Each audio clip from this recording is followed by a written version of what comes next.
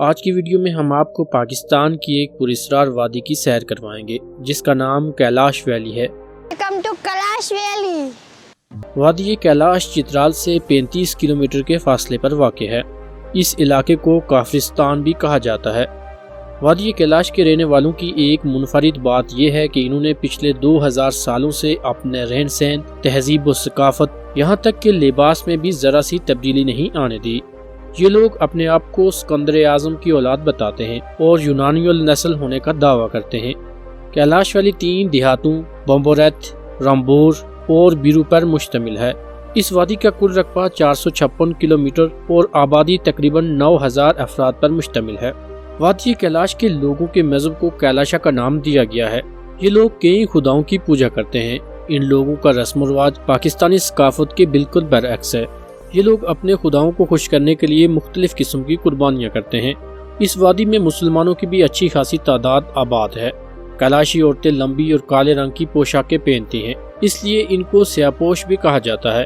یہاں کے لوگ لمبے قد کاٹ اور سفید رنگ کے ہوتے ہیں۔ وادی کیلاش میں ایک ایسا گاؤں ہے جہاں پر صرف حاملہ عورتوں کو رکھا جاتا ہے۔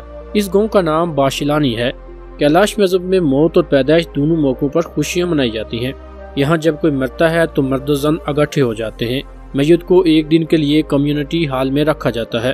مہمانوں کے لیے بکرے اور بیل ذبح کیے جاتے ہیں۔ پینے کے لیے شراب کا بندوبست کیا جاتا ہے۔ ڈول کی تھاپ پر رقص کیا جاتا ہے۔ ان لوگوں کا عقیدہ ہے کہ مرنے والے کو خوشی خوشی اس دنیا سے رخصت کیا جائے۔ مرنے والے کی ٹوپی میں کرنسی نوٹ اور سگریٹ رکھے جاتے ہیں۔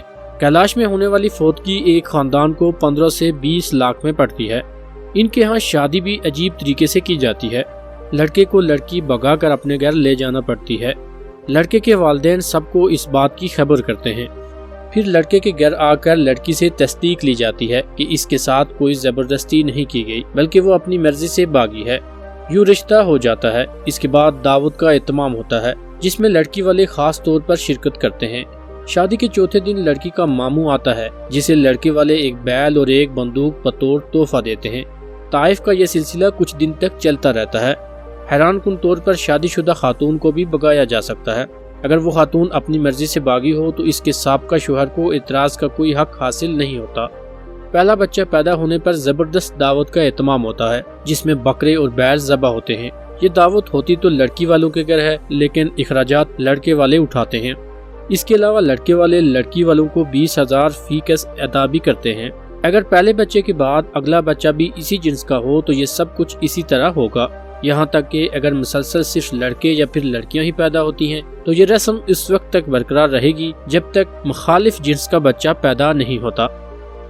دوستو، امید ہے آپ کو یہ ویڈیو پسند آئی ہوگی۔ اگر ویڈیو پسند آئی ہو تو اسے لائک کریں، دوستوں کے ساتھ شیئر کریں اور مزید ایسی ہی ویڈیوز کے لیے ہمارے چینل زی اردو کو سبسکرائب کریں۔ اجازت دیجیے، اللہ حافظ۔